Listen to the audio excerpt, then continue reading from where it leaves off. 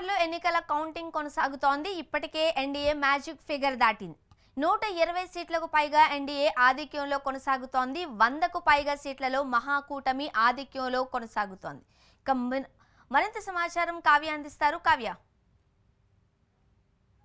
బీహార్లో కూడా ఇవాళే కౌంటింగ్ స్టార్ట్ అయింది. అయితే ఇప్పటికే కౌంటింగ్ 8కి స్టార్ట్ అయినా ఇప్పుడు మనం చూస్తున్నాం 10 అటు ఇటుగా 10 అవుతుంది. అప్పటికే రిజల్ట్ అవుట్కమ్ అనేది చాలా క్లారిటీగా కనిపిస్తుంది. అయితే రిజల్ట్ గురించి మనం మాట్లాడుకునే ముందు ఎన్డీఏ కూటమి పైన కేంద్రం పెట్టిన దృష్టి పైన మాట్లాడుకోవాలి.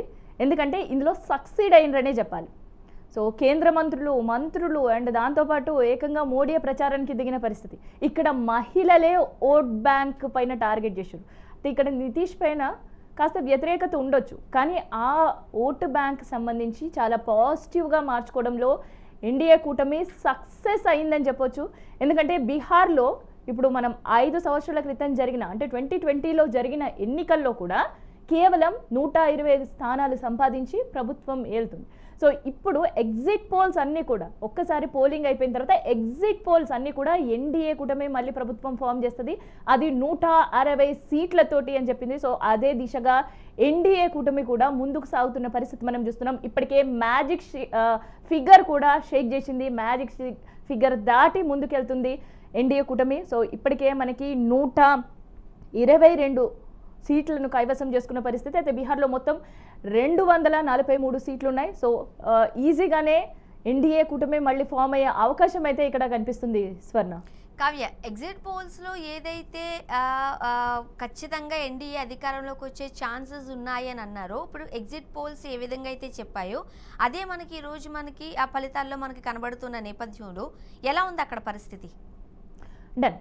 అయితే ఎగ్జిట్ పోల్స్ ఏవైతే మనకి చెప్పాయో సో పూర్తిగా ఇక్కడ మనం మాట్లాడుకోవాల్సింది కేంద్ర ప్రభుత్వం ఎంత దృష్టి సారించింది అండ్ ప్రత్యేకంగా పథకాలు, కేవలం పథకాల పేర్లు చెప్పడమే కాదు, ఈవెన్ బీహార్లో బడ్జెట్కి కూడా వరాల జల్లు కురిపించిన విషయం మనం చూసినాం. అండ్ ప్రత్యేకంగా పథకాల అమల్లో కూడా అన్ని సెక్టార్స్ వాళ్ళకి అందేటట్టు దీన్ని డిజైన్ చేసింది.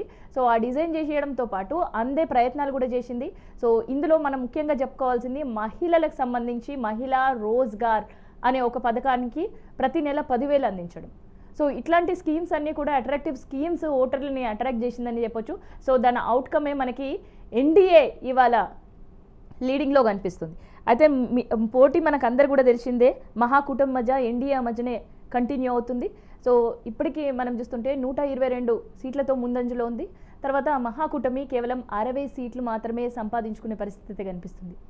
అంటే కౌంటింగ్ స్టార్ట్ అయిన 2 గంటల్లోపే ఫలితాలు ఏంటి అనేది ఆల్మోస్ట్ తెలిసిపోయింది. ఇప్పటికే ఎన్డీఏ 120 సీట్లకు పైగా ఆధిక్యంలో కొనసాగుతోంది.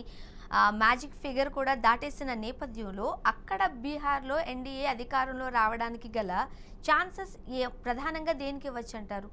ఓటర్లు ఎటువైపు మొగ్గు చూపు ఉండొచ్చు అంటారు?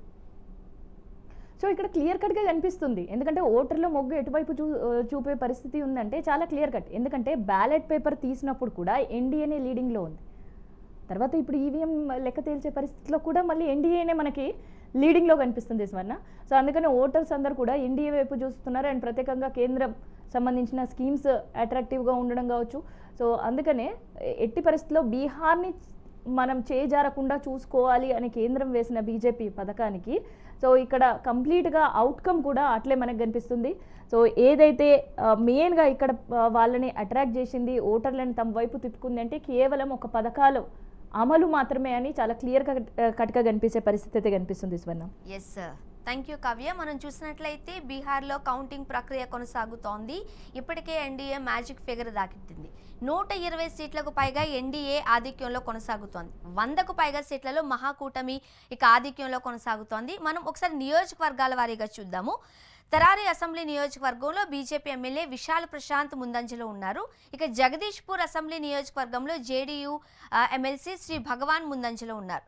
ఇక షాపూర్ అసెంబ్లీ నియోజకవర్గంలో ఆర్జేడీ ఎమ్మెల్యే రాహుల్ తివారీ ముందంజలో ఉండగా ఆర్ అసెంబ్లీ నియోజకవర్గంలో బీజేపీ అభ్యర్థి సంజయ్ టైగర్ ఆధిక్యంలో ఉన్నారు. బెగుసరాయ్ అసెంబ్లీ నియోజకవర్గంలో బీజేపీ అభ్యర్థి కుందన్ కుమార్ ముందంజలో ఉంటే ఇక దానాపూర్ అసెంబ్లీ నియోజకవర్గంలో రామ్ కృపాల్ యాదవ్ ముందంజలో ఉన్నారు. పూర్నియా సదర్ అసెంబ్లీ నియోజకవర్గంలో బీజేపీ అభ్యర్థి విజయ్ ఖెమ్కా ఆధిక్యంలో ఉంటే ఇక దమ్దాహా అసెంబ్లీ నియోజకవర్గంలో జేడీయూ అభ్యర్థి లెస్సీ సింగ్ ముందంజలో ఉన్నారు. జన్ఖంకి అసెంబ్లీ నియోజకవర్గంలో బీజేపీ అభ్యర్థి కృష్ణకుమార్ రిషి ముందంజలో ఉన్నారు. ఏదైతే మనం ఎగ్జిట్ పోల్స్ చూసామో ఎన్డీఏకి మద్దతు ప్రజలు తెలుపుతున్నారు అని ఎగ్జిట్ పోల్స్లో ఏవైతే వచ్చాయో ఫలితాలు కూడా ఆ దిశగానే వెళుతున్నట్లు మనం కనబడుతోంది. కౌంటింగ్ ప్రక్రియ కొనసాగిన 2 గంటల లోపే ఎన్డీఏ మ్యాజిక్ ఫిగర్ కూడా దాటేసిన నేపథ్యంలో ముఖ్యంగా మహిళా ఓటర్లను ఎన్డీఏ గ్రాప్ చేయడంలో సక్సెస్ఫుల్ అయిందని కూడా మనం చూడొచ్చు. ఇంకొంచెం కౌంటింగ్ కొనసాగుతోంది కాబట్టి ఎవ్రీ మినిట్ టీఆర్ టీవీ ఎప్పటికప్పుడు మీకు అప్డేట్ ఇస్తూనే ఉంటుంది. చూస్తూనే ఉండండి.